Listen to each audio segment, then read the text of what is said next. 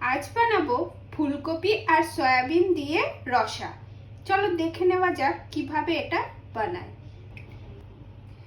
Soybean দিয়ে ফুলকপি রসা বানাতে যে উপকরণগুলো লাগবে চলো দেখে নিই। প্রথমেই লাগবে সয়াবিন, ফুলকপি, আলু, আদা, কাঁচা লঙ্কা, জিরে, ধনে গুঁড়ো, লঙ্কা গুঁড়ো, কারি পাউডার, কাসুরি মেথি, শুকনো লঙ্কা, তেজপাতা, পাঁচফোড়ন আর টক দই। আর লাগবে হলুদ আর লবণ। চলো দেখে নেওয়া যাক কিভাবে এটা বানাই। প্রথমেই আমি সয়াবিনটাকে একটু সিদ্ধ করে নেব। সয়াবিনটার মধ্যে কিছুটা জল দিয়ে আমি এটা প্রথমেই মাইক্রোওভেনে দিয়ে 5 মিনিটের জন্য সিদ্ধ হতে দেব। এবার সয়াবিনটা সিদ্ধ হতে হতে আমি একটা কড়াইতে তেল গরম করে ফুলকপি আর আলুটা একটু ভেজে নেব। আমার ফুলকপি আর আলুটা ভাজা হয়ে গেছে। এবার আমি এটাতে একটু জল দিয়ে সিদ্ধ হতে দেব।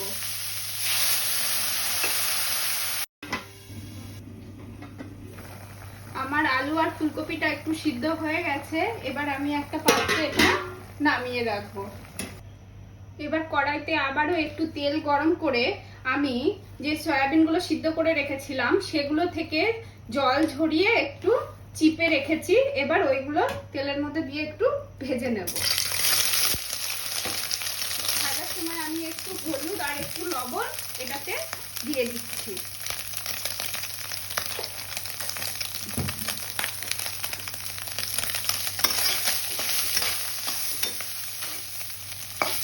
আমার সয়াবিনটা ভাজা হয়ে গেছে। আমি এবার এটা তুলে নেব। আমার সয়াবিনটা তোলা হয়ে গেছে। এবার আমি গোটা শুকনো লঙ্কা, তেজপাতা আর পাঁচফোড়নটা একটু ফোড়ন দিয়ে দেবো। ফোড়নটা থেকে একটু গন্ধ বার হলেই আমি একটা পেস্ট বানিয়ে রেখেছি আদা, কাঁচা লঙ্কা আর জিরে, সেটা দিয়ে দেবো।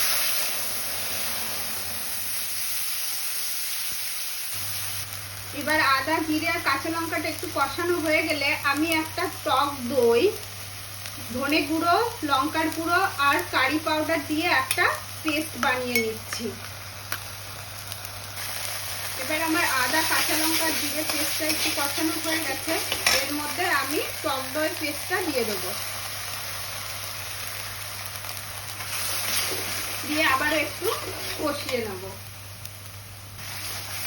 আমার মশলাটা কষানো হয়ে গেছে। আমি এবার আলু, ফুলকপি আর সয়াবিনটা দিয়ে দেবো। আমার ফুলকপি, আলু, সয়াবিন সবকিছুই আগে থেকেই সিদ্ধ করা ছিল, তাই এটা করতে বেশি সময় লাগবে না। একটু ঢাকনা দিয়ে আমি ঢেকে রেখে এটা নামিয়ে নেব। আর আলু ফুলকপিটা সিদ্ধ করার সময় আমি লবণ দিয়েছিলাম, সেই জন্য আবার একটু লবণটা আমি চেক করে দেখে, লবণ যদি কম হয় তাহলে লবণ দেব। আমার রান্নাটা হয়ে গেছে। আমি এবার সবশেষে একটু গরম মশলা, ঘি আর কাসুরি মেথি দিয়ে এটা নামিয়ে নেব।